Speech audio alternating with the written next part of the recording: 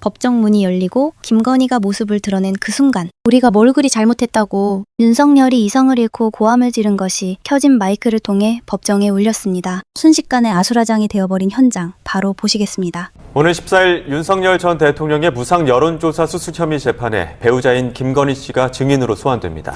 부부가 구속 이후 10개월 만에 법정에서 처음으로 만나게 될지 주목됩니다. 임예진 기자가 보도합니다. 윤석열 전 대통령의 무상 여론조사 수수 의혹 사건을 심리하는 재판부가 오는 14일 김건희 씨를 증인으로 채택했습니다. 앞서 김 씨는 윤 전 대통령과 같은 공소사실로 기소돼 1심에서 무죄를 선고받았는데 공범 관계인 김 씨를 통해 사실관계를 명확히 할 필요가 있다는 특검 측 증인 신청을 받아들인 겁니다. 변호인은 진술 거부권을 행사할 거라며 반대 의사를 표명했지만 재판부는 증언을 거부하더라도 질문할 기회는 줘야 한다고 일축했습니다. 이로써 지난해 여름 나란히 구속돼 1년 가까이 다른 구치소에서 머물고 있는 부부가 처음으로 대면할 기회가 생겼습니다.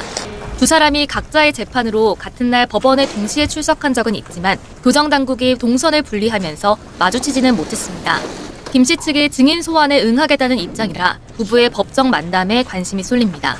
재판부는 다음 달 12일 피고인 신문과 특검 측 구형 등 결심 절차를 진행해 변론을 종결한다는 계획입니다. YTN 임혜진입니다. 지난 정권은 과연 어떻게 탄생을 했고 또 어떻게 몰락을 했는지 쭉 한번 차분하게 돌아볼 시간이 필요한 것 같고 마침 그 기획기사를 잘 정리하고 계신 분들이 계셔서 그분들 모시고 지난 윤석열 정권의 탄생 그리고 몰락 이 이야기들 한번 나눠보도록 하겠습니다. 실록 윤석열 시대라는 책을 함께 쓰고 계신 두 분 모십니다. 김기정 기자 그리고 현일훈 기자 두 분 나오셨습니다. 어서 오십시오. 반갑습니다. 반갑습니다. 불러주셔서 감사합니다. 네, 반갑습니다. 우리 중앙일보 두 기자분들이시고 또 우리 최윤경 기자님, 네, 또 신영 기자님도 함께 하십니다. 안녕하십니까. 네, 지금 이제 실록 윤석열 시대, 그거 이제 기획 기사를 쭉 해 오셨고, 네. 그거 이제 책으로 엮어서 한번 저희한테 소개를 좀 해주신 적이 있고요. 네. 네, 지금 그때 당시에 첫 번째 이제 소개를 해주셨을 때 그때 난리가 났던 파트가 윤석열, 김건희 두 사람이 뭐 이혼 위기 네. 요 얘기가 한번 굉장히 화제가 좀 많이 됐었습니다. 네. 소록도 유배 이야기 이 얘기도 우리가 했었죠. 네. 그 클립 조회수가 30만을 넘었어요. 네. 또 JTBC 채널에서는 70만 정도 나와서 그래, 그 이야기를 네, 넘게 나왔습니다. 어, 그래서 욕을 진짜 있는 대로 먹었어요. 누가요? 김기정 기자가요. 왜요? 너 이 새끼도 그때는 왜 안 가만히 쓰고 있었다 이때 와서 쓰고 쓰면서? 있냐. 그거는 해명 좀 하고 넘어갈까요? 해명이라고 할 것도 없고요. 사실 이게 뭐 저희가 이제 실록 윤석열 시대를 원래 한 석 달 정도 기간 동안 네. 뭐 윤석열 정부의 시작부터 끝까지를 이제 다 석 달 정도로 한 완결 내려고 그랬는데 취재할수록 이제 새로운 이야기가 계속 나왔어요. 그래서 그래요? 이게 저희들이 뭐 예전에 알았으면서 이제 와가지고 뭐 쓴다 비겁하다 이런 이야기들 많이 하시는데 사실은 대부분 내용들이 새로 취재해서 나오는 이야기고 그래서 지금 저희가 시즌 2 뭐 앞으로 시즌 3 이렇게 연재를 이어가는 것도 네. 새로운 내용이 계속 취재가 돼서 쓰는 겁니다. 저희들이 뭐 알다시피 다 취재되면 뭐 기사 쓸 거 없나 이렇게 막 그런 것만 차고 다니는 사람들인데 알았으면 이미 썼죠. 그래 그때는 그래도 뭐라도 하나 받아먹으려고 안 썼던 건 그런 건 아니다. 그때 뭐 저 이혼한다 이랬으면 당장 썼죠. 그래요? 일면톱이죠. 그럼 그때는 그래도 보안이 나름 잘 지켜진 모양이네 그 정권 내부에서는. 정권이 이제 정권 서슬이 퍼럴 때는 네. 누구도 이제 밖에서 내밀한 이야기는 하지 않죠. 그렇습니까? 근데 들리는 얘기는 있어도 확인이 잘 안 되는 거죠. 그렇겠네요. 인정을 맞아요. 안 하기 때문에. 네네네네. 자 그럼 우리 김기정 기자님은 그렇게 이제 취재를 열심히 하시는 분이고 현일훈 기자님은 여기에서 뭐 일을 하신 거예요? 제가 그러니까 윤석열 대통령 마크맨이었죠. 네. 제가 마크맨. 언제? 그러니까 대선 때부터 이제 대통령실까지 쭉. 그래요? 네, 원죄가 제가. 있습니다. 그럼 보였을 거 아니에요. 마크맨 정도면 어떤 사람인지. 이 정도일 줄 몰랐죠. 그래요? 예. 그러니까 지금 와서 이제 결과를 놓고 과거에 이제 단편들을 이제 생각해 보면은 그때 좀 그게 의미 있는 팩트들이 이제 지금 이제 새삼 재발견되는 것들이 많더라고요. 그리고 그 당시에 좀 약간 이상하다 이렇게 느낀 지점들이 있긴 있었어요. 뭐 가령 예를 들면 이렇게 통화를 할 때 네. 제가 개인적으로 좀 충격적이었던 게 그 손바닥에 왕자를 써가지고 그 이제 네네네. 토론에 나갔을 때 이제 저는 개인적으로 이제 그게 좀 충격이었거든요. 예. 그래서 이제 다음 날 아침에 이제 전화를 해요 제가. 예. 그러면 이제 전화를 안 받고 이제 콜백이 오면 이거 뭐냐 네. 이렇게 이제 물어보면은 네. 이제 항변을 하죠. 네. 이거 본인이 직접? 후보자 네. 본인이 본인이 할머니가 집 앞에서 기다리고 있다가 그걸 써주는데 어떻게 안 그걸 어떻게 만류를 하냐. 그래도 이제 저는 여튼 마크맨이니까 이제 여러 가지 얘기를 나누다가 싫어한다 사람들이 여튼 그런 거 하지 마시라 하면은 이제 아닌데 나 다음에 이마에 써갖고 나갈게 뭐 이렇게 삐뚤어질 테다 이런 거예요. 싫어요? 아, 진짜요? 그렇죠. 직접 통화한 내용이에요. 예. 아, 이마에 쓰고 나간다는 얘기를 해요? 그러니까 완전 농담처럼? 그렇죠. 그러니까 저는 그때는 아유 왜 그러시나 이제 이런 건데 이제 지금 이렇게 쭉 이제 다시 이제 돌이켜 보면은 그게 하나의 성격을 알 수 있는 어떤 단면이라고 해야 되나요? 야. 어떤 장면이라고 해야 되나요? 그러네요. 누가 뭐라고 하면 한술 더 뜨는 거군요. 아. 청개구리 기질이라고 하면 좀 귀엽게 표현하는 것 같고 좀 그런 특징이 누가 있었던 자기한테 것 같아요. 뭐라고 하는 거를 잘 참지를 못하는 성격이군요. 그렇죠. 근데 이제 현희룡 기자는 대통령실 출입을 했잖아요. 네. 대통령이랑 당시 통화가 됐었던 걸로 아는데 후보자 시절이랑 좀 넘어갔을 때 초반에는 예. 직접 기자들이랑 전화를 하기도 했었대요. 예. 근데 그 끊긴 시점이 있나요? 일단 기본적으로는 그 대통령이 되고 난 다음에 당선 이후 아니면 취임 이후? 취임 이후 취임 이후에는 기자들이 조금 뭐라 그럴까 좀 문턱이 높다고 해야 되나요? 전화하기가 좀 불편하다. 그럴 이제 수 있죠, 뭐. 그런 게 이제 첫 번째로는 있었고 두 번째로는 갈수록 그 뭐라고 표현해야 되죠? 좀 대통령이 좀 멀어져 했죠. 이제 자기에 대해서 거리를 좀 두기 시작했다. 쓴소리 하거나 이게 좀 이렇게 이쪽 길이 아닙니다. 이쪽 길입니다. 이제 이런 말을 하는 거에 대해서 이제 내가 대통령인데 이제 어떤 측면에서는 이제 계속 자신감이 올랐고 네네네. 네가 대통령 해봤어? 약간 이런 마인드가 있었고 네가 해봤어. 정주영이야 뭐. 기성 언론가는 이제 갈수록 계속 멀어지는 그런 게 있었어요. 예를 도어 스토핑도 그렇고 비행기 타러 갈 때 특정 언론사를 안 태우려고 한다거나 문제가 계속 생겼죠. 또 그런 거 네. 하면 특정 언론사 기자들만 또 불러서 또 챙기기도 하고 그랬어. 그때 CBS랑 채널 A였었나요? 뭐 그런 일이 있기도 있었죠. 네. 충격적이죠. 있을 수가 없는 일이죠, 사실은. 자기 싫어하는 기자를 1호기가 당신 게 아니거든요. 예. 네, 국가 건데 안 태운다거나 그리고 바로 그거예요. 그 비행기예요. MBC 기자들을 안 태우고 출국을 한 그 비행기 안에서 네. 이제 자기가 좋아하는 기자들을 따로 불러가지고 근데 그게 다른 기자들이 이렇게 따닥따닥 앉아 있는 비행기 아닙니다. 네. 그러면 이제 경호하는 사람이 와요. 네. 뭐 기자를 부르면 다른 기자들이 다 쳐다봐요. 그러면 이제 딱 해서 나가는 그런 거거든요. 이제 그러면 이제 저희들은 뭐야, 황당하죠. 예. 또 불려간 기자들도 당황하지 않았을까? 아 좋아했을 겁니다. 노코멘트 하세요. 네. 네, 알겠습니다. 그러다가 이제 진짜 이 양반 큰일 나겠다 싶은 시점은 언제쯤이었어요? 감이 좀 올 거 아닙니까? 이거는 안 되겠다. 제가 개인적으로 느꼈던 건 집권 초기에 이제 지방선거를 사실상 승리하거든요. 네. 지방선거를 승리할 때까지는 분위기가 좋았는데 이제 도어 스태핑 때 계속 삐걱대기 시작했어요. 이제 말 하나하나가 이제 실언에 가까운 말들이 이어졌고 네네네. 감정을 직접적으로 노출했죠. 나 기분 나빠. 이제 그때는 노출을 하다가 한 번은 당시에 문재인 전 대통령 양산 사저 네. 극보수라고 또 제가 점잖게 표현하는 건데 그런 분들이 거의 쌍욕에 가까운 그 저주에 가까운 말들을 거의 24시간 그 양서 안에서 틀었거든요. 안정권 뭐 이런 기억납니다. 사람들. 거기는 할머니 할아버지들이나 아니면 아기들도 다 같이 평온하게 사는 그런 동네였는데 네. 거의 이제 정신병을 토로할 정도로 맞아요. 힘들어하던 시기였거든요. 예. 그런데 이제 용산 핵심 참모가 대통령의 의중을 제가 물으니까 대통령께서 자제했으면 좋겠다라는 게 대통령 뜻이다. 그런 취지로 이제 말씀을 하셨어요. 그래서 진짜 그런가? 그러면 이건 의미 있다. 왜냐하면 통합의 대통령을 이제 초반에 기초로 네네네. 내세우기도 했고 좋은 얘기잖아요, 예, 그건요. 그런데 이제 기사를 제가 썼더니 며칠 뒤에 이제 도어 스태핑 때 한 워딩이 모든 건 법대로 하는 겁니다.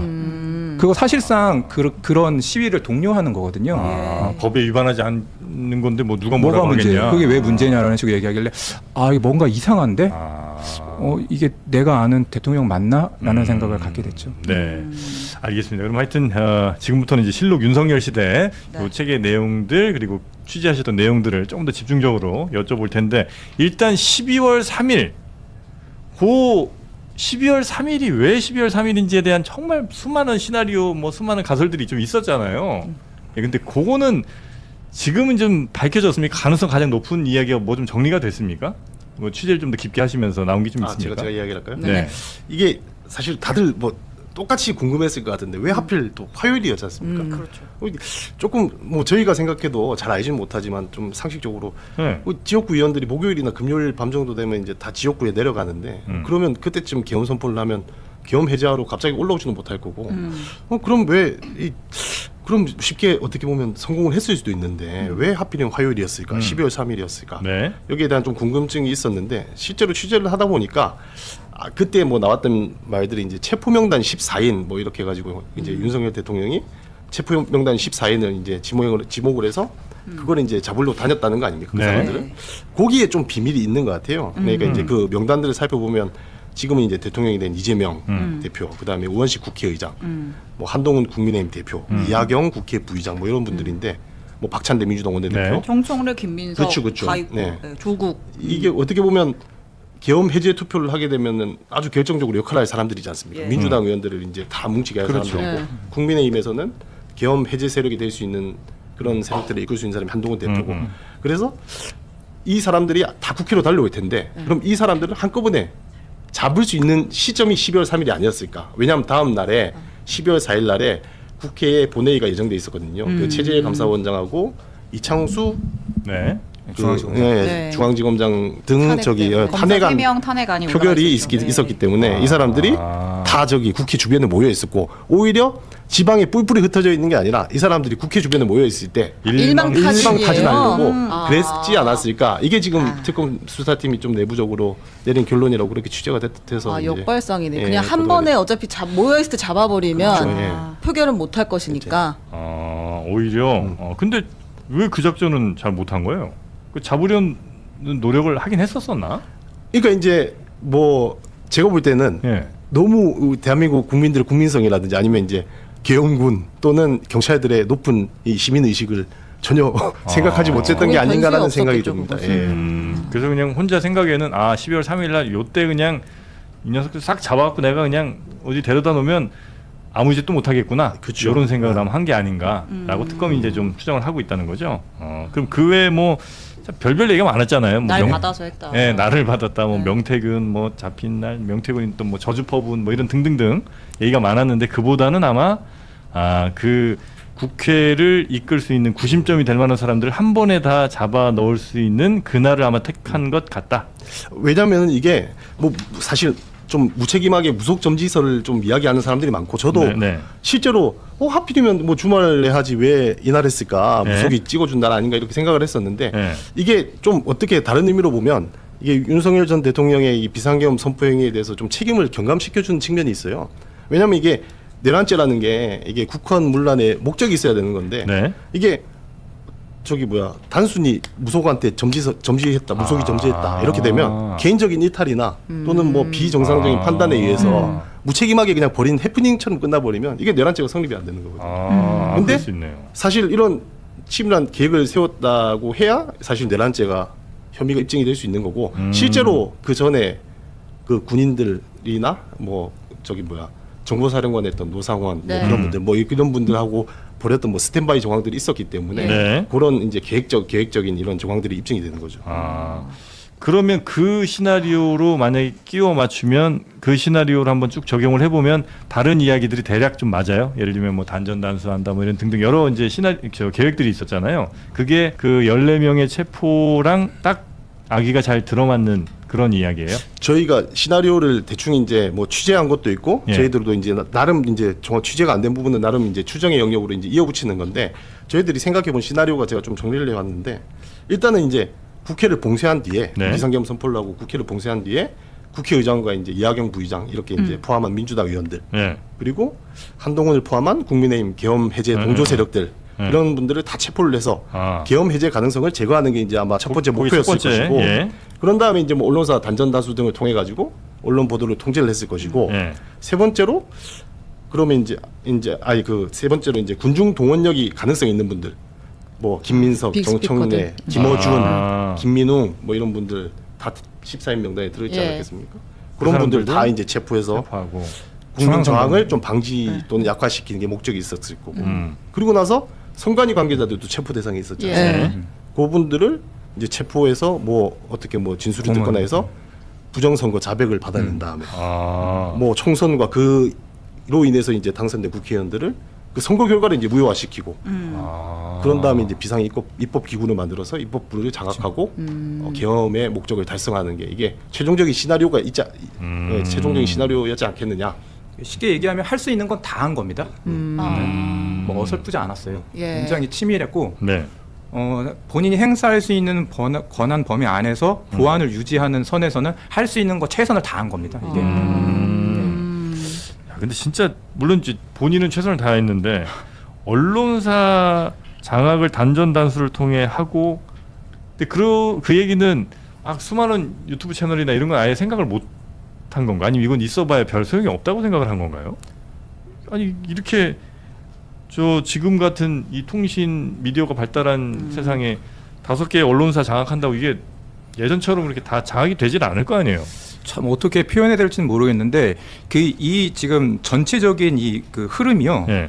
그 보안을 이유로 대통령과 그 소수의 군인들 예. 일이 이렇게 뭐 표현이 그렇지만 작당하는 거거든요. 예. 계속 그 과정이. 김명현과 네. 그러니까 이게 될 줄 아는 거예요. 근데 그런 수준으로 계속 논의가 되는 거예요. 이게 지금 말씀하신 이렇게 정상적인 분이 몇 분이라도 끼어져 있으면 더 치밀하게 했거나 아니면은 그러시면 안 됩니다. 이렇게 되는데 각하 뭐 이렇게 가니까 이제 이런 일이 벌어지는 거죠. 저도 정프로랑 비슷한 맥락이 지금 저는 이 계엄이 터졌을 때 만약에 성공했다고 쳐요. 그 이후까지 플랜을 보통 세웠을 거 아니에요. 일단 목적을 달성해서 14명 잡아들이고 나서 다 했어. 그러고 나면 이제 정상화 수순을 밟는 계획까지도 혹시 이 사람들이 구상을 했었나요? 통제되지 않는 언론을 어떻게 할 건지 아니면 다시 어떤 걸 계기로 계엄을 해제할 건지 이런 것도 구상을 했었어요. 거기까지는 저희가 취재도 안 된 네. 부분이고 특검 수사팀도 아마 그렇죠. 수사가 안 된 부분인 것 부분이죠. 같은데 왜냐하면 일단 기본적으로 굉장히 시대착오적인 생각을 갖고 있었던 거하고 이게 정말 눈 한 번 보고 한 거죠. 그러면. 그렇죠. 예. 아까 앞에 했던 이야기지만 저 당시에 이제 계엄 선포 때 국회 앞에 제가 나가 있었거든요. 네. 그때 보고 제가 들었던 생각이 이거 계엄 성공 못한다. 그 이미 뛰어나온 국민들을 어떻게 제지할 방법도 없고 그 경찰들이 바보가 아니거든요. 아니, 군인들도 얼마나 용맹한 사람들입니까? 근데 이미 총구를 땅바닥에 쳐박았잖아요. 국민들한테 이 부당한 지시를 안 따르려는 이게 준비가 돼 있었던 사람들이고. 그렇죠. 그럼 뭐 총구를 겨눌 수가 없죠. 어떻게 그렇죠. 그러겠어요. 만약에 이 뭐 707 부대들한테 뭐 북한 가서 김정은 목 따오라 이러면 이 사람들 얼마나 용맹스럽게 달려가겠습니까? 근데 이 사람들이 선량한 시민들한테 어떻게 총구를 들어요? 아니 이제 비상입법 기구까지는 생각을 했던 거고 그거를 관련 예산을 편성하라는 쪽지가 아니라 문건을 최상목 그때 당시 기재부 장관한테 줬잖아요. 아마 거기까지는 계획은 있었던 것 같다. 그러네요. 실현은 안 됐지만 그 정도 볼 수 있을 것 같은데 그날 우리의 또 하나 질문이 김건희 씨는 뭐 하고 있었나였잖아요. 일단 성형외과인가 어디 갔다 왔잖아요. 네. 직전에 갔다 왔고. 예. 왜 갔는지 진짜 뭐 했는지는 혹시 얘기가 좀 나오나요? 아마 수면 치료를 받은 걸로 전 알고 있어요. 그날? 예. 왜? 6시 반부터 9시 반까지인가요? 네. 그 대략 그 정도 시간이었고 제가 알기로는 그런 치료를 정기적으로 받는 걸로 알고 있고요. 예.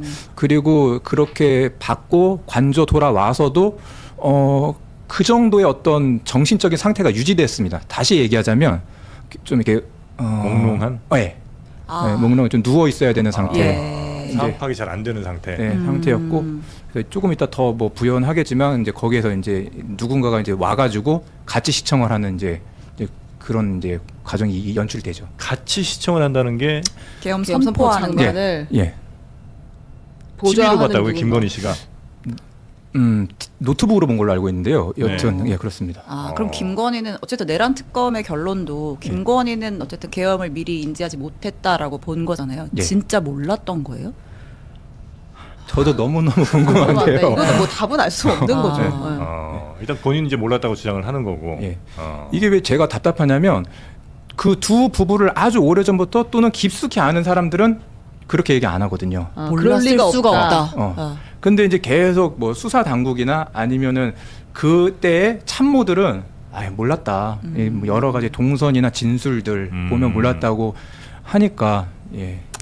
근데 우리가 그냥 우리가 전해 듣기로는 김건희 씨의 세력 혹은 김건희 씨를 따르는 사람들이 그 용산 대통령실 내에도 꽤 있는 걸로 그렇죠. 알고 있어서 모르게 할 수 있나? 근데 그게 이제 그 특검도 그렇게 결론을 내린 이유가 김건희가 몰랐다고 결론을 내린 이유가 예. 이제 그런 정황들이 있는 거예요. 몰랐다고 볼만한 정황들이 있는데 아까 말했다시피 그 황종호 행정관이라고 네. 그 윤석열 대통령을 이제 삼촌이라고 부르고 김건희 씨를 작은 엄마라고 불렀던 그런 네네네. 사람인데 고향 친구의 아들인가? 그렇죠. 예. 그만큼 아니죠. 강릉의 저기 황 사장 황 회장 아들. 예, 예.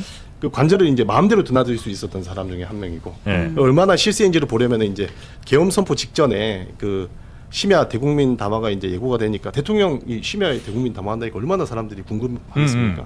그러니까 이제 다들 무슨 일인지 알아보려고 했는데 그때 당시에 그 황종호의 전화가 폭증을 합니다. 이게. 통화 기록을 다 떼봤을 거 아닙니까? 네. 황종호의 전화가 불이 났다는 거예요. 아, 그러니까 급하게 이제 막 여기저기로 전화했군요. 그렇죠. 그러니까 이제 특검에서는 처음에 황종호가 이 지령을 전파하려고 이 황종호한테 전화가 몰린 게 아니냐라고 특검은 추측을 하고 황종호에 대한 엄청난 저기 강도 높은 조사를 벌였다고 그러더라고요. 네. 근데 이제 황종호 씨가 조사를 받아서 진술하는 부분을 보니 아 이게 정반대의 상황이었던 거예요. 다들 황종호한테 어떻게 뭔 됐냐 상황이냐. 이렇게 물어보니 자기도 모르니까 답답하니까 네. 관절을 찾아갔던 겁니다. 근데 관절을 가서 이제 김건희 씨가 있고 그래서 이제 김건희 씨랑 같이 그 아까 말했다시피 비상계엄 선포하는 걸 같이 봤다는 거예요. 작은 엄마 이게 무슨 일이야? 그러니까 이제 황종호를 얼마나 저기 뭐 압박을 하고 뭐 수사를 열심히 하셨겠습니까? 그런데 네. 특검에서도 최종적인 결론은 정말 몰랐을 것 같다. 그게 이제 특검의 결론이고. 그렇죠. 예.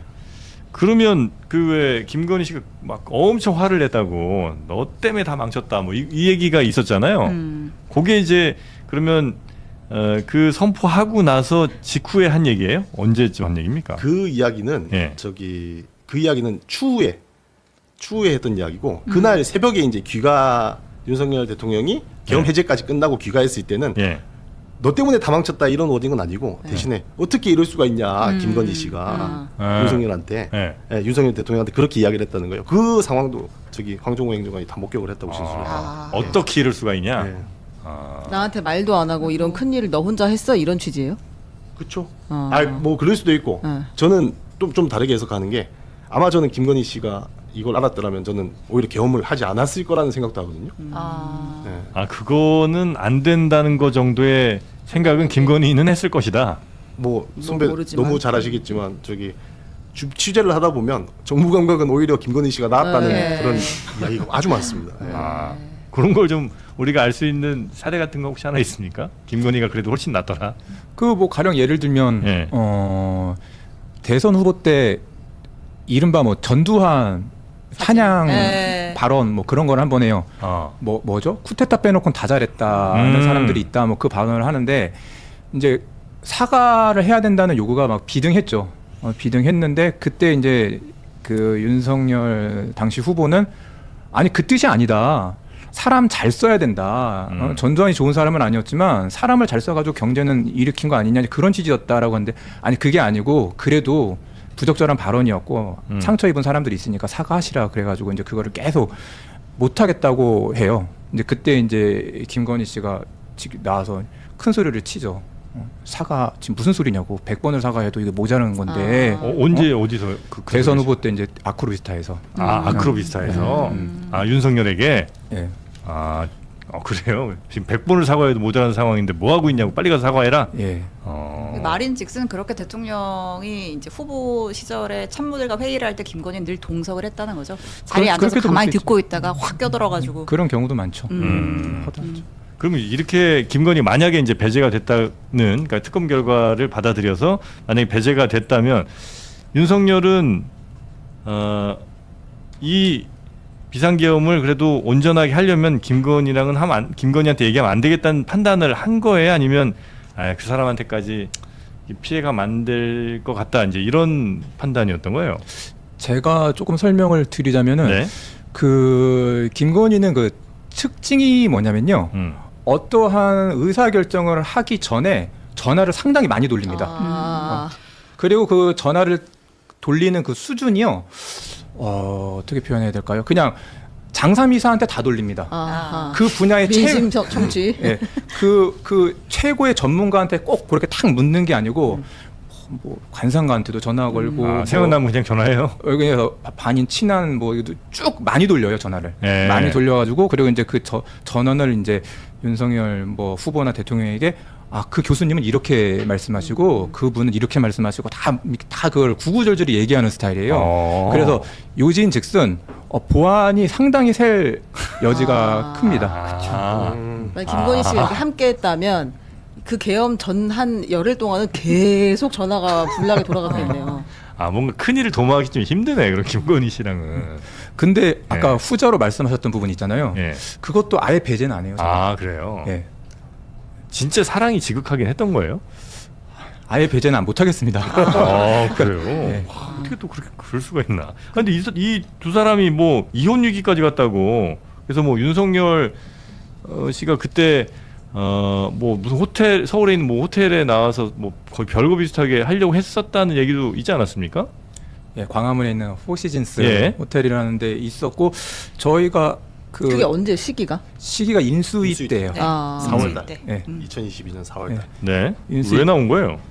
이게 그것까지는 명확하게 그 취재가 안 되는데 일단 저희가 이거를 쓰게 된 계기는 당시 포시즌스에서 윤석열 당시 그 당선인을 직접 만난 사람. 그래서 이제 아주 묘사를 세부적으로 하더라고요. 만났더니 씩씩대면서 자기의 그 소매를 걷어 올렸고 거기에는 상처가 많이 있었고. 상처요? 예. 긁힌 상처? 긁힌 상처. 손톱으로? 이게 다 지금 돈 주고 보셔야 되는. 이거 가만히 계세요. 여기 냄새 피우다 졌다 있거나. 그래서 상처가 있었고.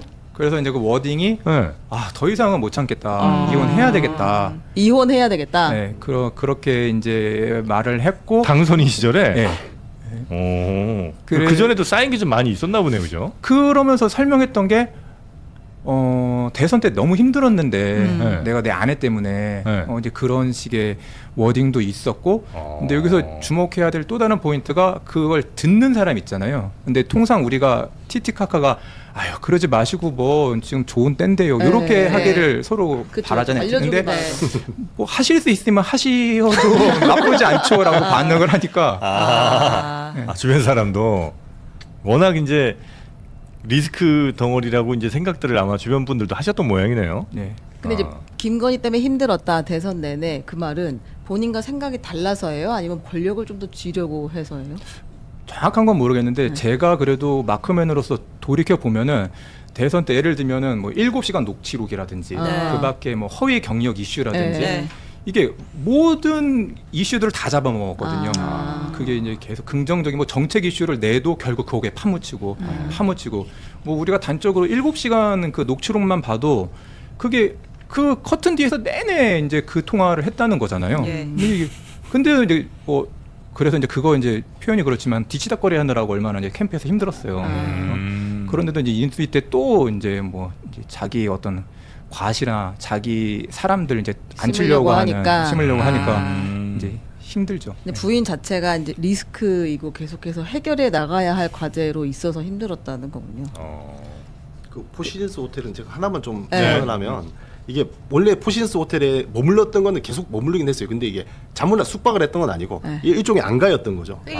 인수위가 통일동에 있으니까 근데 이제 인사 관련이나 민감한 보안 관련 사항은 근처에 있는 포시즌스 호텔 집무실에서 이제 처리를 했었던 건데 이때는 이제 거기서 외박까지 한 거죠. 집에 안 들어가고. 그렇죠. 부부싸움을 하고 그랬던 이야기입니다. 근데 결말은 어떻게 됐습니까? 뭐 저 꿀꺽 들어가나요? 행복하게 취임식 날 같이 두 분이서. 그래요? 주변에서 이혼 그러시죠 하시죠 했는데 결국은 이제 윤석열이 결국 또 져주고 이제 들어간 거예요? 말려주길 바라지 않았을까요? 내가 이 정도까지 했다 뭐 측근들한테도 그런 좀 뭐 그런 거일 수도 있고. 아니 김건희 씨는 그 윤석열과 함께 약간의 공동 정부 같은 생각을 했던 거는 맞아요? 우리 그 시리즈 중에 그 아마 현윤호 선배가 저기 취재했던 에피소드 같은데 그런 부분이 있어요. 이제 윤석열 대통령이 취임하고 나서 직후에 대통령실 이제 고위 관계자가 대통령한테 이제 보고해야 될 중요한 사안이 있어가지고 보고서를 올렸는데 보고를 하고 나서 이제 돌아왔더니 여사 라인 인사가 전화가 왔다는 거예요. 이분이 아주 고위 관계자인데 뭐 직급은 훨씬 낮았겠죠. 근데 여사 라인 인사가 전화가 와서 대통령한테 보고서를 올리셨다면서요? 이렇게 물어봐서 올렸다. 그러니 왜 보고서를 한 부만 만드셨어요? 응? 그러면서 앞으로는 너 두 부를 만들어 주셨으면 좋겠다. 그러면서 한다는 말이 이제 태양이 두 개인 거 모르셨습니까? 그런 말을 했다는 거예요. 근데 이게 일단 첫 번째는 자기가 보고하고 나온 걸 이 사람이 어떻게 알았을 거며, 두 번째는 대통령한테만 당연히 보고해야지. 그럼 대통령 말고 누구한테 보고해? 말이 안 되는 거잖아요. 여기서 잠깐 그 첨언을 하자면 여기서 잠깐 그 첨언이 대체로 재밌네요. 저희가 멀리 갈 필요가 없는 게요. 김건희가 명태균한테 이런 말을 합니다. 저기 선생님, 저희 사실은요 공천이랑 인사권 50대 50 하기로 이미 약속했어요. 맞아요. 그 얘기를 직접 합니다. 아, 근데 진짜 그랬을까? 뭐 그런 정황들이 있잖아요. 사람을 많이 밀어 넣고. 어떻게 50대 50 생각을 하지? 그 윤석열 대통령이 후보 시절부터 여러 차례 했던 워딩 중에 하나가 패밀리 비즈니스라는 말을 하거든요. 제가 아는 사람은 갑자기 국민의힘이 어느 날 기습 입당을 해요. 심지어 당대표랑 뭐 고위 관계자들이 당이 없을 때 기습 입당? 예, 금요일로 기억을 하는데 금요일 오후에 갑자기 당에 들어옵니다. 그래서 아마 장제원 의원이나 뭐 권영세 의원이나 권영세 의원도 없었나? 권영세 있었어요. 있었습니까? 이재영이 위원장이었어요. 그 정도 있었는데 갑자기 들어와요. 그래서 이제 압수수색 하듯이 입당을 하거든요. 그런데 이제 그때 이제 통화하는 인사가 아니 이게 당 대표랑 이리저리 뭐 이렇게 여튼 얘기하고 들어오셔야 이제 그랬더니 어차피 선거는 패밀리 비즈니스야. 이 얘기를 했다고 하더라고요. 다시 얘기하자면 아내랑 다 얘기했어. 오늘 들어오는 걸로. 이제 그렇게 해석이 되잖아요. 이제 그게 그 하나의 케이스가 아니거든요. 주요 국면 민감하거나 깊이 숙고해야 될 때는 패밀리 비즈니스라는 말을 했습니다. 지금 이 말이 그 윤석열 입당 당시를 얘기하시는 거죠? 이준석 없을 때 윤석열 입당했다 이 얘기. 기습 입당. 패밀리 비즈니스는 입당했던 말이 너무 웃기네.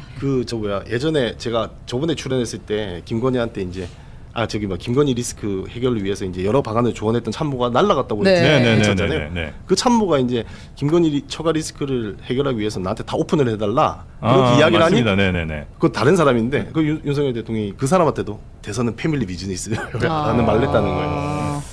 그 패밀리 비즈니스는 그러니까 온 가족이 다 열심히 선거운동해서 이제 누가 하나 당선될 수 있다는 그런 정도가 아니고 이제 당선이 되면 온 가족이 다 같이 그 정권을 운영을 해야 된다 이런 의미의 패밀리 비즈니스라는 거예요. 그러면 그런 차원으로 좀 이해가 되죠. 근데 당선될 때까지는 진짜 100번 양보해서 그럴 수 있다 치고 어쨌든 당선에 김건희의 공도 있다고 본인은 생각했을지 모르겠는데 그 이후에 대통령 취임하고 나서 불거졌던 인사 전횡이나 뭐 갑자기 보고서를 2개 만들어 온다고 한다든지 내가 이렇게 얘기했는데 저쪽에서 얘기해서 뒤집힌다든지 이런 일들이 벌어지면 어쨌든 윤석열도 대통령인데 대통령 입장에서 그런 인사 전횡을 하는 김건희는 약간 뭐 정치적 경쟁자, 뭐 한동훈이나 이런 사람처럼 느껴질 수도 있는 상황 아니었어요? 그 정도까지 간? 대통령실이 출입했던. 그 말씀하셨던 대로 기본적으로 윤석열이 대통령이 되는 과정에 김건희가 중요한 역할을 했다고 둘 다 그렇게 생각을 했다고 보여져요. 윤석열, 김건희 둘 다. 김건희도 내가 핵심 공을 세웠고 그거를 대통령도 그런 얘기 실제로 많이 했어요. 내가 내 부인 아니었으면 어려웠는데 부인 덕분에 대통령 됐다라고 얘기하는데 그게 이제 덕담 수준이 아니었고 그리고 요게는 이제 둘 간의 그 캐릭터 그리고 또 특수한 어떤 그런 관계 뭐 가령 예를 들면 어떤 뭐 무속 이슈가 또 개입될 수도 있고 등등 그래서 단순히 상식적인 선에서만 이렇게 그 바라보고 해석하기에는 좀 어려운 부분이 있고 김건희도 보통 얘기는 아니었죠. 알고 있는. 윤석열은 김건희에게 매우 의지를 많이 했어요. 여러 뭐 사안이나 여러 선택의 기로에서 그랬던 것 같아요. 그럼 요 얘기를 한번 해볼까 봐요. 그러니까 그 윤석열 주변에 있던 사람들이 김건희라는 이름을 올리는 순간 다 추풍 낙엽처럼 날아갔다는 거 아니에요. 가장 대표적인 에피소드가 정진석 비서실장 파티 분위기에 찬물을 끼얹었다. 이게 어떤 내용인가요? 그게 제가 썼던 기사인데 이게 2024년 3년인가요? 24년이죠. 총선 뒤니까 7월 달인데 이제 체코 원전 수주했다는 이제 소식이 들리니까 엄청난 경사지 않습니까? 윤석열 정부에서 이제 어쨌든 원전을 다시 활성화하겠다고 했고 그 성과로 실적이 나온 건데 그러니까 이제 정진석 비서실장이 여의도에서 다른 국회의원, 국민의힘 원내 지도부하고 이제 저녁을 하고 있다가 네. 대통령 적적하신데 같이 관저에 가서 같이 축가했으면 좋겠다. 이러고 같이 이제 끌고 관저로 갔다는 거예요. 그래서 이제 이렇게 둘러 앉아서 그 대형 스크린을 내려가지고 그 이제 속보 발표 그 화면만 딱 띄워놓고 기다리고 있었대요. 그래서 이제 그 수주를 했습니다 이렇게 속보가 나오니까 대통령이 이제 술상을 탁 내리치면서 뭐 엄청나게 좋아했다고 합니다. 그러니까 이제 분위기가 뭐 아주 축제 분위기가 됐습니다. 달아올랐어. 뭐 좋아할 만하죠. 예. 술도 뭐 폭탄주가 여러 술에 돌았을 거고 그런 상황에서 이제 정진석 비서실장이 어렵게 이제 먼저 운을 띄운 게 이 기분도 좋은데 이런 자리에서 아니면 언제 이런 말 하겠냐 이러면서 우리 돌아가면서 쓴소리 한마디씩 합시다. 쓴소리 한마디씩 합시다. 야자 그러면서 타임급에 어떻게 보면 이제 눈치가 없는 걸 수도 있고 뭐 아니면 용기를 낸 거죠. 용기를 낸 거죠. 근데 그러면서 본인이 이제 먼저 한 말이 제2부속실을 설치하시는 게 어떻겠습니까? 그 분위기 좋을 때. 정말 할 말을. 네, 근데 진짜 해야 될 말을 해야 될 했네요. 말이죠. 네. 근데 언제 해야 될지 그것만 살피고 있다가 정진석 비서실장 입장에서는 지금이 기회다라고 생각을 했지 않겠습니까? 그래서 했는데 돌아온 말이 갑자기 이제 완전 뭐 정색을 하는 거죠. 분위기 싸해졌구나. 돌아온 말이 우리 처가 뭘 잘못한 게 있습니까? 그러면서 이제 뭐 엄청난 폭언을 퍼부었다는 거예요. 거기 우리 처가 뭐 잘못한 거 있습니까? 그렇죠. 이렇게. 거기 뭐 국민의힘 원내지도부 의원들도 같이 있는 자리에서 뭐 그렇게 퍼부어 버리니 완전 뭐 분위기가 박살이 나고 그래요. 와. 공개적으로 그러니까 단둘이 있을 때 얘기도 아니고 공개적으로 그러면 다른 사람들은 아예 말도 못 꺼내겠네요. 이제. 그런 것들이 뭐 한두 번이 아니었으니까 정진석 실장도 그때 뭐 기분 좋을 때를 맞춰서 이야기를 꺼냈을 텐데 그런 일이 반복되고 그런 것들이 뭐 말이 전해지고 하면서 이제 아무도 그런 말을 꺼낼 용기를 못 갖지 않았겠습니까? 그렇게 비극이죠. 정진석 비서실장이 쓰러져가고 그 앞서서 윤 핵관들이 이제 하나씩 사실은 그 철옹성처럼 보위하고 있다가 하나씩 떨어져 나가잖아요. 그 어떤 계기로 인해서 초반에 제일 실세였다고 하는 사람 장제원 전 의원. 전 의원이었는데 이 어떻게 된 건가요, 이분?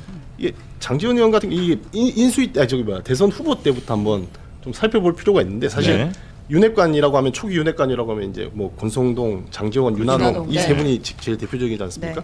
이분들이 사실 윤석열 대통령이 국민의힘 후보가 됐는데 뭐 결정적인 역할을 했던 그렇죠. 1등 공신이죠.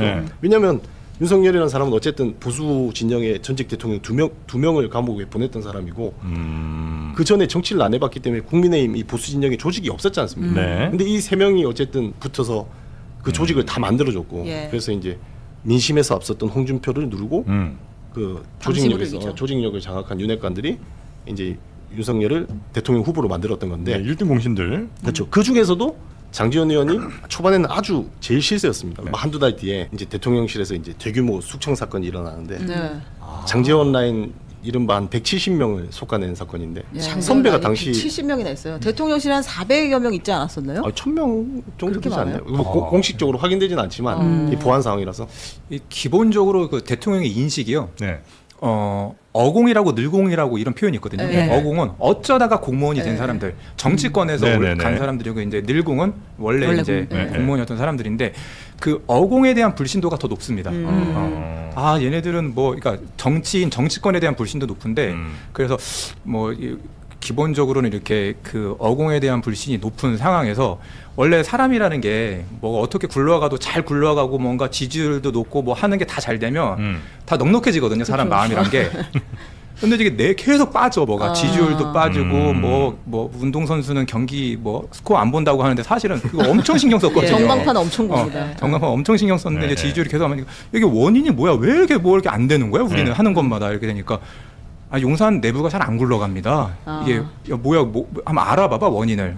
이제 보완하고 알아보다 보니까 뭐 이렇게 자기네들끼리 SNS나 뭐 이런 거, 뭐 카카오톡이나 텔레그램 파가지고 정보 공유하고 그 일부를 또 장제원 의원한테 넘기고 이제 이런 게 발견되니까 자기네들이라는 게 장제원이 심은 사람 170명이 추천한 사람이 그 자기들끼리만 텔레방을 장제원 라인 그렇죠. 텔레방이 있어. 대통령실 내부에서 있었던 일들을 각 부서에 있는 사람들이 계속 공유를 하는 거예요. 공유하고 보고하고. 장제원한테 보고하고. 열받을 만하네. 그렇죠. 그래서 이제 처음에 알아보고 뭐 50명대, 100명대 뭐 그런 식으로 이제 추정하고 시작을 했는데 나중에 이제 규모가 그거보다 더 큰 거 보고 야, 이 정도였어? 야, 니들 뭐 하고 있었어? 너희들 나한테 충성하는 놈들 맞아? 이렇게까지 간 거죠. 진짜 극대노를 했구나 그때. 네, 극대노를 했죠. 근데 이게 좀 선후 관계가 좀 달리 해석하는 시각들도 있는데 이게 이제 감찰해서 알고 보니 장제원 라인들이 전횡을 일삼고 있더라. 그래서 이제 대규모 숙청을 했다는 해석이 있는 반면에 장제원 세력이 너무 비호가 커지는 것 같으니 장제원 세력을 쳐내기 위해서 일부러 이런 작업을 했다. 그 당시에 이제 김건희 여사도 김건희 씨도 장제원을 굉장히 저기 눈의 가시로 생각을 하고 있었고. 되게 예뻐하지 않았어요? 초반엔 그렇죠. 근데 그 얘기 한번 했잖아요. 이상희 실종 사건 때. 그 자기가 밀어넣는 인사를 장제원이 쳐내니까 김건희 대노해가지고. 서로 몰랐을 거예요. 김건희 씨는 장제원 의원이 자기들이 부리는 수화라고 생각을 했을 거예요. 장제원 의원은 자기가 실권을 가진 실세라고 생각했고 그냥 김건희 씨는 영부인인데 이 생각을 했을 거예요. 그렇게 해서 이제 장제원 세력이 한 번에 쓸려 나가고 대통령실에서는 그 다음 권력이 뭐 빈 공백이 있지는 않을 거 아니에요. 누구로 채워지는 거예요 그러면? 그 뒤에는 김건희 씨가 세력으로 다 채워졌잖아요. 그 뒤에 위상이 아주 높아졌죠. 그리고 이제 당에서는 소위 말하는 뭐 신윤핵관들이 등장을 했지만 사실 대통령은 정치인들에 대한 신뢰가 크지 않기 때문에 정치인들은 그냥 당에서만 좀 호랑이 같은 역할이지 뭐 대통령 앞에서는 힘을 못 썼다고. 장제원 전 의원은 하여튼 여기서 이제 끝났고. 아니죠. 그러니까 거기선 끝났는데 나중에 다시 복권이 되죠. 다시 또 복권이 돼요? 그게 이 윤석열 대통령의 또 희한한 좀 용인술 중에 하나인데 또 경쟁시키고 서로 이간질시키고 뭐 그런 게 아주 많죠. 그래요. 그리고 일단 뭐 1차적으로 하여튼 아웃되고 그다음에 권성동, 윤한홍 이 사람들은 어떻게 됐습니까? 윤한홍 의원은 제가 알기로는 이제 크게 일찍 찍혔어요. 그러니까 이제 별 힘도 못 써보고 제가 알기로는 일찍 찍혔는데 왜냐하면 두 가지가 있는데 윤한홍 의원이 어떻게 보면 지금 보면 아주 좋은 그거지만 다행이지만 당시에는 아주 어떻게 보면 저게 눈치가 없었다고 할 수 있는 게 일단 명태균을 논리하라고 그다음에 저희가 이제 이 실록 윤석열 시대 시즌 1에 쓴 내용인데 김승희 비서관이라고 그 여사 김건희의 씨의 대학원 동창 아주 비서실장 격의 역할을 했던 나중에 의전 비서관까지 했었던 사람인데 그 사람을 캠프 때 윤한홍 의원이 잘랐습니다. 눈치가 진짜 없는 사람이네요. 얼마나 잘생겼어. 왜냐면 핵심들을 하나도 못 알아보고. 그러니까 이제 김승희, 명태균을 이렇게 했으니 그 사람 김건희 씨가 죄는 뭐냐 이렇게 됐을 수 있죠. 근데 어떻게 보면 윤한홍 의원한테는 그게 아주 다행이었을 수 있고. 그래서 이제 윤한홍 의원은 그때 이제 아웃되고 권성동 이게 사실 권성동 의원하고 윤한홍 의원은 좀 두 분이 어떤 표현을 쓰냐면 서로 아삼육이라 그러거든요. 의원회관 방도 붙어 있어요. 그러니까 이제 사실 이제 권성동이 잘 나가면 윤한홍도 잘 나가는 거고 그런 식으로 좀 봐야 되는 측면도 있을 것 같고 그리고 기본적으로 대통령이 권성동 의원은 처음부터 좀 어려워했다고 해요. 왜요? 동갑이고 검사는 선배고 그래서 이제 나중에 보면 뭐 정부 초반에는 뭐 수평적인 리더십 막 이런 식으로 해서 이제 대통령하고 권성동 뭐 고향 친구지만 외가 친구지만 서로 존댓말하면서 막 소통한다고 했는데 사실 어려우니까 서로 계속 존댓말하는 사이였다고 그러더라고요. 그래 결국 이제 아주 가까워지기는 어려운 처음 시작부터 그랬군요. 이렇게 해서 이제 이른바 친윤, 찐윤 이런 사람들이 1차적으로 한번 싹 아웃이 되고 그 다음에 다시 권성동 전 의원은 다시 이제 복권되는 이제 이벤트가 그 후에 이제 일어난 거고요. 오늘 요 정도 들은 게 한 7,000원어치 될까요?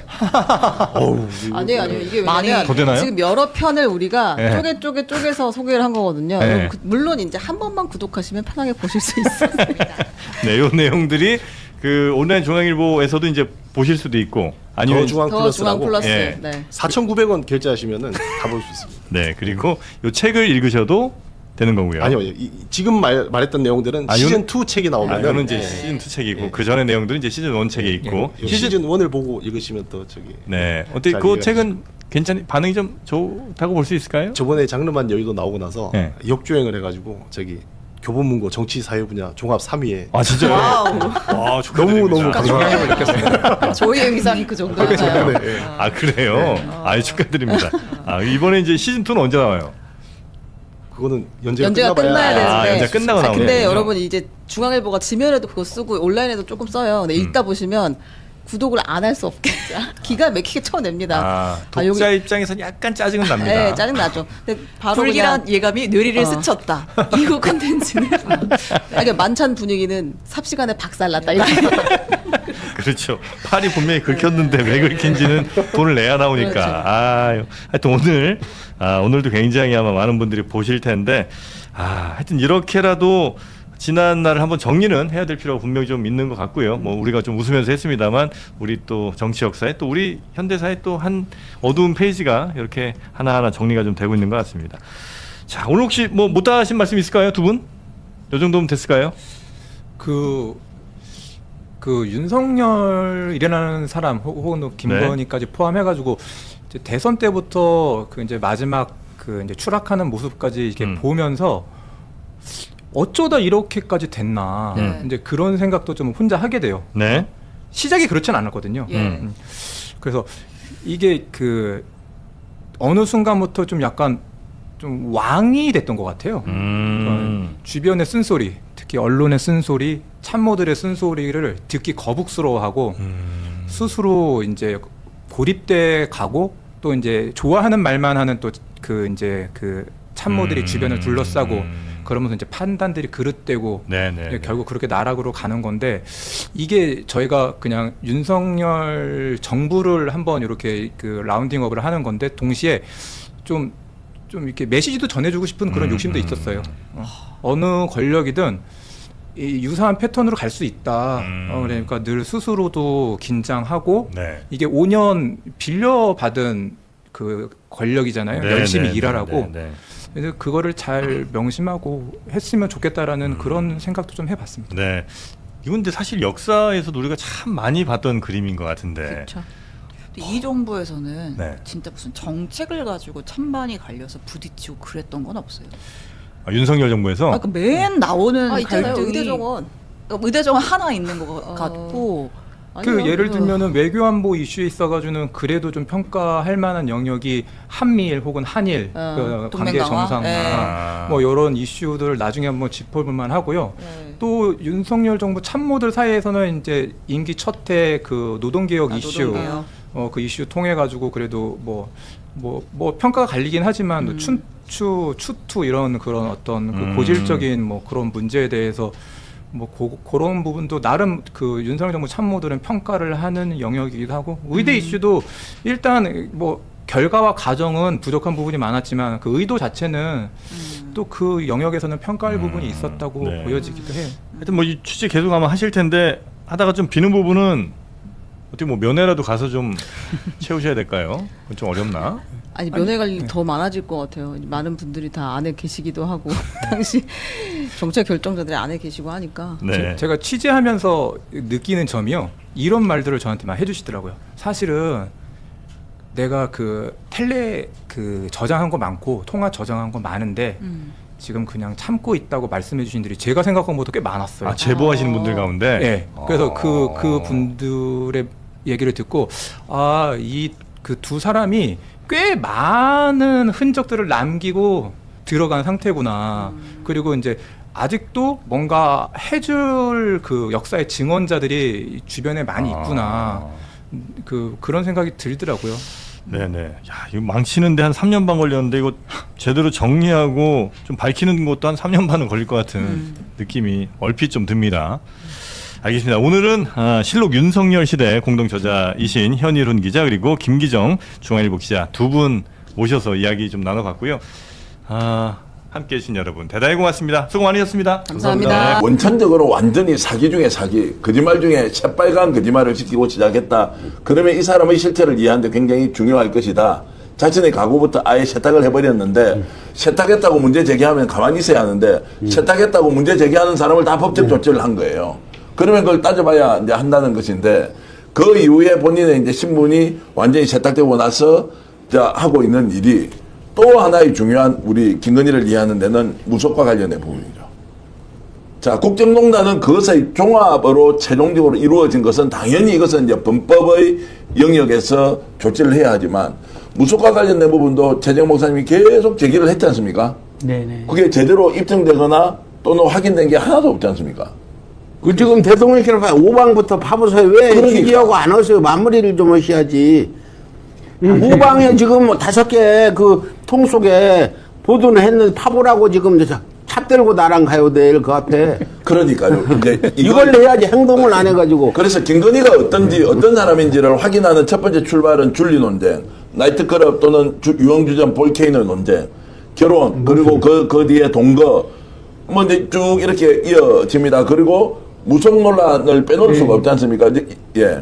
일단은 그 김건희 씨의 전 남편 그 이야기를 결론을 짓고 무속으로 넘어갔으면 좋겠어요. 지금 너무 이렇게 요점이 흩어지는 것 같은데 결론은 그겁니다.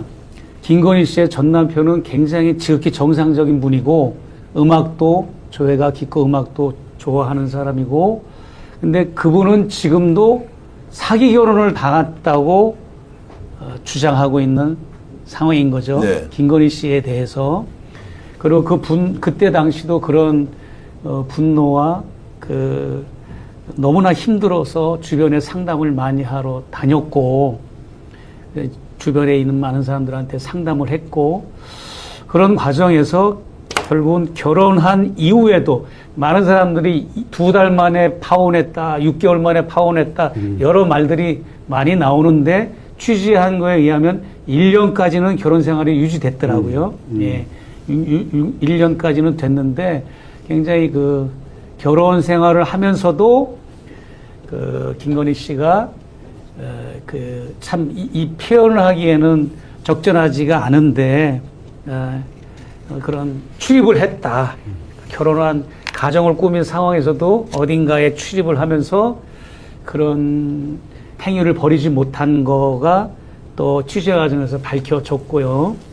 그래서 아무튼 가족들도 김건희 씨를 그러니까 전 남편과 전 남편의 가족들도 김건희 씨를 더러운 X로 이렇게 표현을 할 정도로 그렇게 지금 상황이 그렇게 됐고 아마 조금만 더 설득을 하면 김건희 씨의 전 남편이 폭로 기자회견을 할 수도 있고 할 가능성이 많은 걸로 저는 지금 알고 있습니다. 네, 좀만 기다려주시면 될 것이고 그렇게 되면 그분이 전 남편이나 전 남편의 가족들이 김건희 씨가 줄리가 맞다라고 하면 아마 현재 재판받고 계신 분들 줄리라고 주장해서 재판받고 불이익을 당하는 분들은 좀 더 많이 법적으로 완화되지 않을까 그런 생각을 해봅니다. 큰 도움이 되겠죠. 예. 네, 도움이 될 겁니다. 네. 이 논쟁을 아마 이제 당사자가 지금 보고 있을 거라고 저는 생각을 하고요.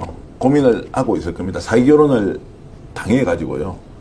그 충격이 너무 커서 해외로 나갔다가 네. 몇 년 동안 해외에서 살다가 다시 돌아오는 이 이제 비운의 역사 또는 비운의 인생사가 있습니다.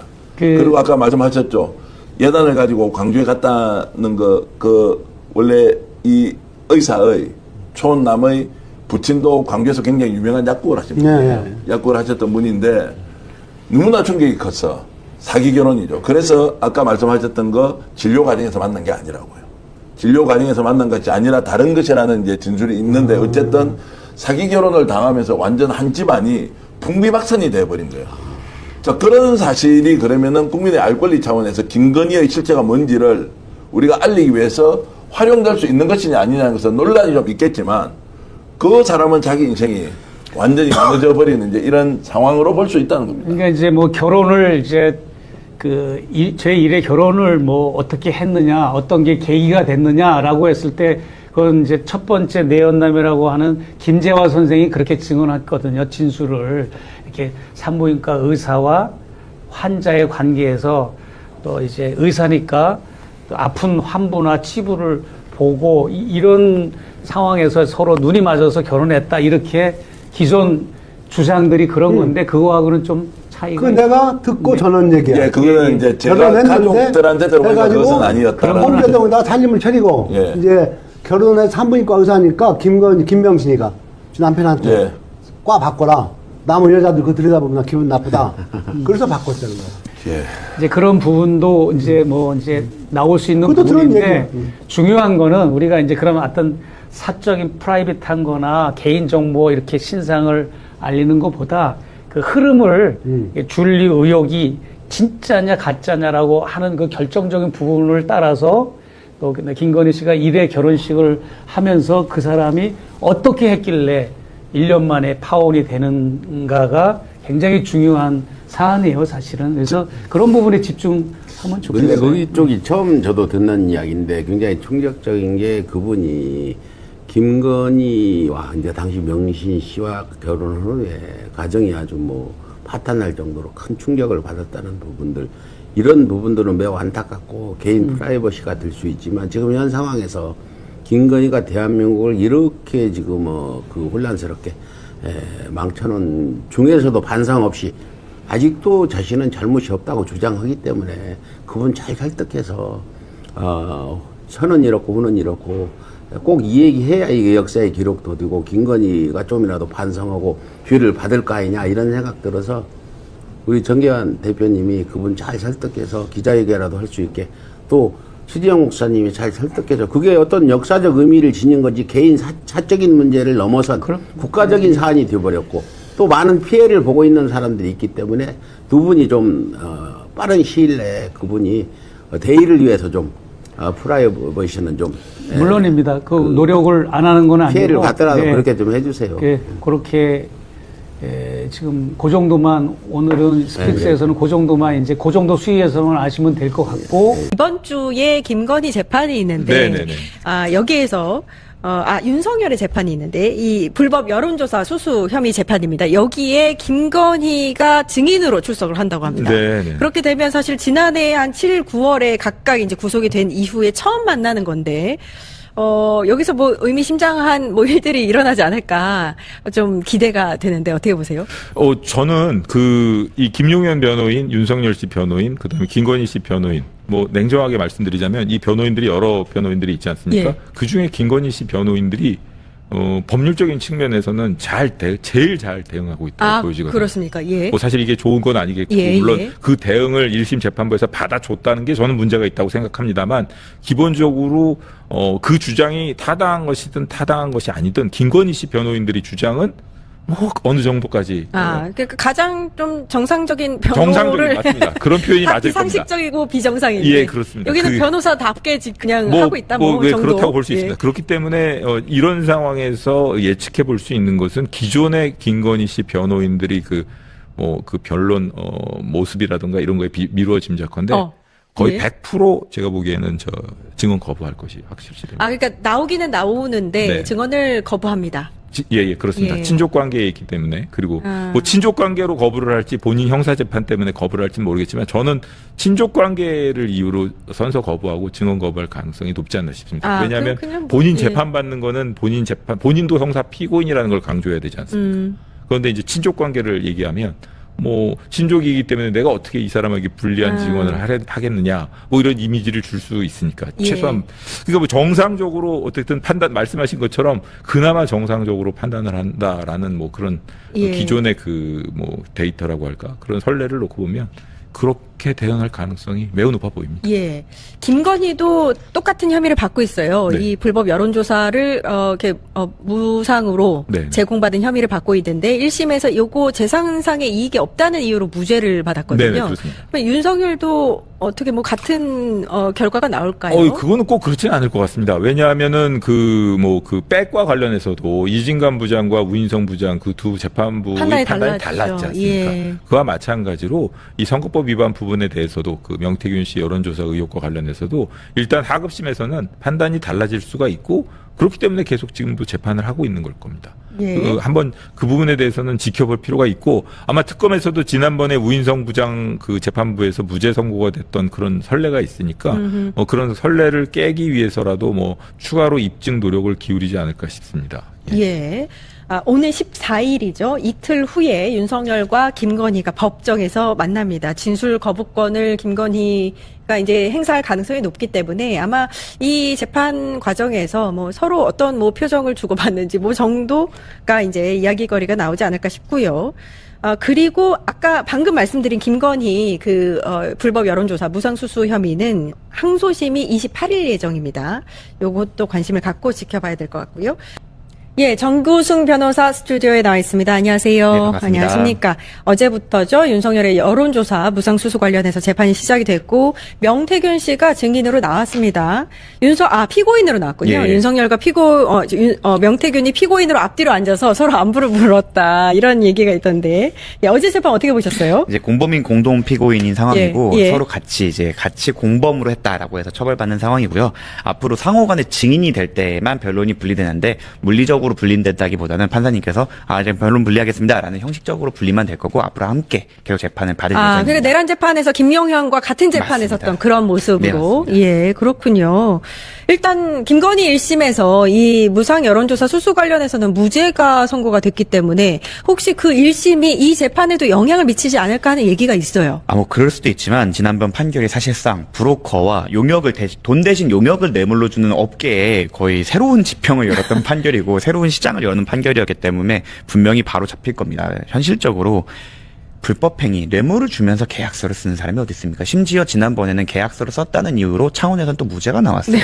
그런 걸 생각을 하면 이런 거는 봐줄 결심을 하고 작성을 한 거기 때문에 바로 잡힐 거라 생각하고 또 뭐 대통령 선거에서 대통령 본인한테만 보내면 뭐합니까? 거기에 있는 참모와 캠프에 보내는 것들도 다 그 대통령 선거를 위해서 보내는 건데 그러한 그때 무죄를 줬던 논리들은 다 바로 잡힐 거라 생각합니다. 근데 윤석열은 아무튼 김건희 1심의 이 선고 결과를 무죄였기 때문에 많이 참고를 한 것 같아요. 계약서 쓰지 않았다. 뭐 여러 사람에게 이 조사 결과가 전달이 되었다라고 주장을 했는데 요거 어떻게 이게 먹힐까요? 어떻게 보세요? 제가 변호인이어도 그거 말고는 없을 것 같아요. 새로운 논리를 갖고 오거나 사실관계를 부정할 수 없었기 때문에 좀 억지스럽다고 하더라도 이미 있었던 1심 판결에 기대어 방어 전략을 세우지 않을까 싶습니다. 하지만 앞서 말씀드렸다시피 이미 현실 계약서가 있는 불법 행위가 있는 경우가 매우 드물고 당연히 불법적으로 용역을 전달한다고 하더라도 대통령 본인뿐만 아니라 그걸 활용할 수 있는 배우자 그리고 캠프 당대표 등에게 전달된 거고 그 여론조사 자체가 대통령 후보를 위해서 된 거기 때문에 그 부분은 충분히 특검이 파해가 가능하다고 생각을 합니다. 예, 계약서 안 썼다, 여러 사람에게 전달이 됐다 이런 부분들을 차치하고서라도 김건희가 뭔가 문제가 있을 때마다 명태균에게 호소를 했어요. 이런 문제가 있고 저런 문제가 있다 이런 불안을 호소하면 명태균이 본인이 꼭 만들어낼 테니 기다려달라 이렇게 얘기하는 식으로 해결을 하는 식으로 여론조사를 만들었잖아요. 네, 언론에 나온 것만 보더라도 우리가 유죄의 심증을 충분히 합리적 의심을 배제할 만큼 할 수 있음에도 불구하고 지난번 판결이 이상하다고 봐야겠죠. 제가 증거를 모두 확인해보진 못했지만 그 강혜경 씨와 명태균 사이에서 있었던 이 사건 관련 녹음이나 통화를 보더라도 홍 몇 내리고 윤 몇 올려 이런 것들의 통화 내용이나 그걸 윤이 급하다고 한다라는 식의 통화 내용을 생각을 했을 때 충분히 윤석열을 위해서 이걸 했고 그거를 위해서 나중에 돈을 받으러 가겠다. 갔다 오겠다라고 했던 통화 내용 그리고 그거 대신 김영선 공천을 받아왔다라고 하는 걸 설명하는 내용들이 충분히 너무나도 많은 물증이 있기 때문에 이거를 지난번 1심 판결 논리만을 가져와서 파회하기는 쉽지 않을 거라고 생각합니다. 예. 근데 김건희 1심이 나고 나서 사실 재판부가 정치권이라든지 선거의 지형에 대해서 너무 모르는 거 아니냐라는 얘기도 있었고 이런 이제 혐의들이 법적으로 어떤 정량이 좀 불가능한 일이 아니냐, 힘든 거 아니냐 이런 얘기가 있었거든요.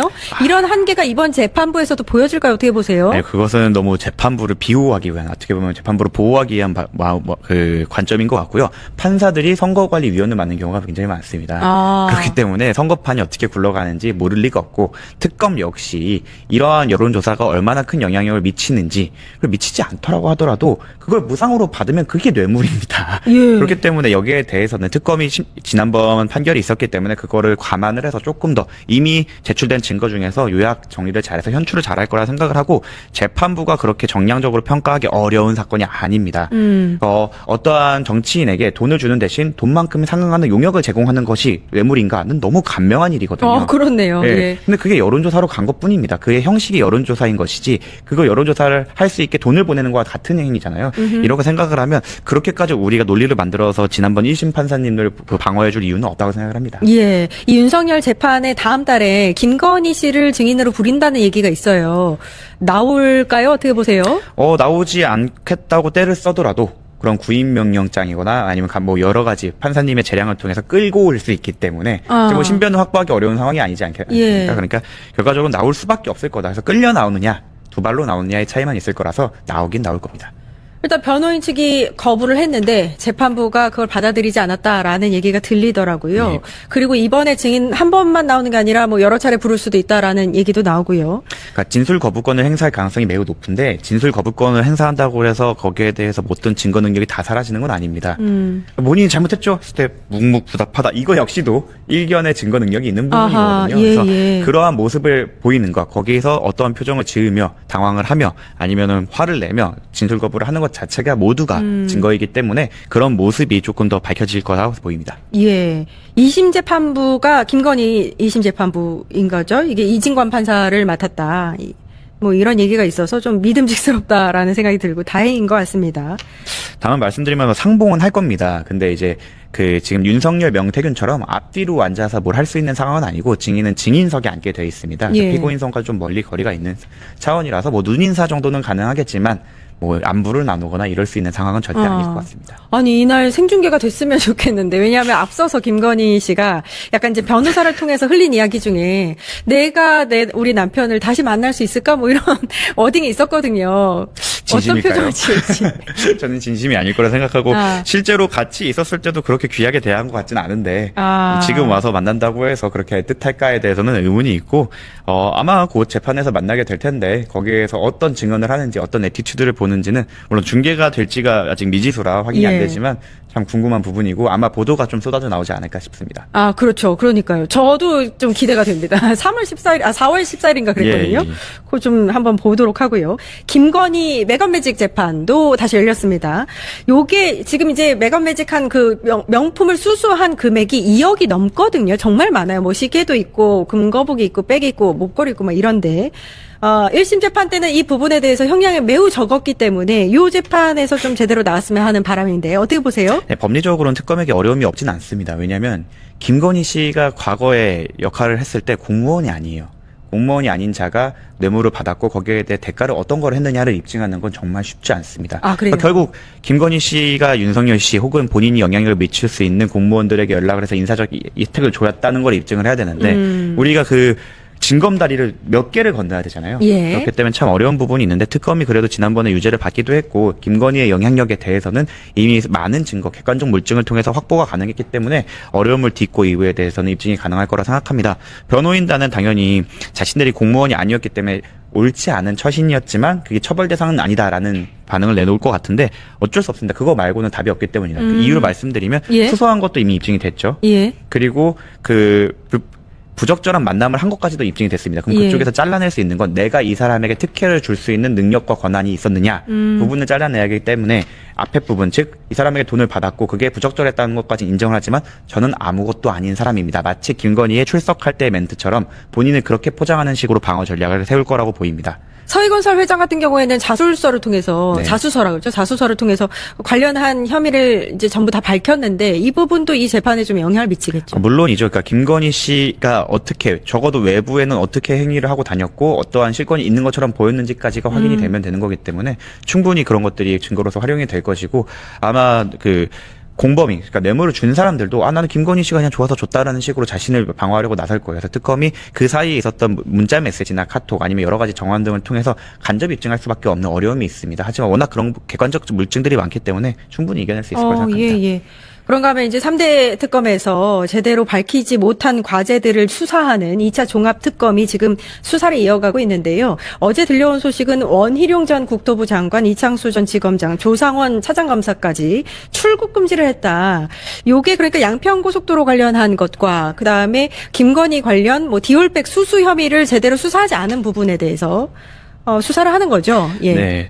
2차 특검에 대해서 제가 몇 차례 말씀을 드렸던 것 같은데 현실적인 어려움이 있고 뭐 수사 역량이 부족할 수도 있습니다. 뭐 검사 출신이 아니다 이런 비판이 있을 수 있는데 그럼에도 불구하고 제가 믿음을 갖고 있는 이유는 그분들의 수사 의지만큼은 확실한 분들로 인선이 꾸려졌기 때문입니다. 그래서 지금 그러한 분들이 그 양평 고속도로와 그리고 가장 특검이 해야 되는 일, 기존의 수사기관이 왜 이런 것들을 수사하지 못했는가, 혹은 왜 봐줬는가, 왜 덮어줬는가를 수사하는 건데 이 부분은 이제 그 김지미 특검보님께서 담당을 하시는 걸로 알고 있습니다. 예. 네, 오랜 기간 그 사실 시민단체에서 검사들의 비리나 부정부패를 밝혀왔던 사람이기 때문에 거기에 대해서는 수사 의지에 대해서 저는 믿어 의심치 않고 있습니다. 그러니까 출국 금지 조치를 했다는 건 어느 정도의 혐의라든지 이제 일정 부분에 출국 금지를 할 만한 근거가 마련됐다는 거잖아요. 그렇죠. 그걸 받아줄 만큼의 어느 정도 최소한의 입증되었다라고 보시면 될 것 같습니다. 그렇군요. 그럼 약간 수사의 속도가 붙을 수도 있겠다라는 생각이 드네요. 네. 예, 여기까지 듣겠습니다. 정구승 변호사 고생해 주셨습니다. 감사합니다.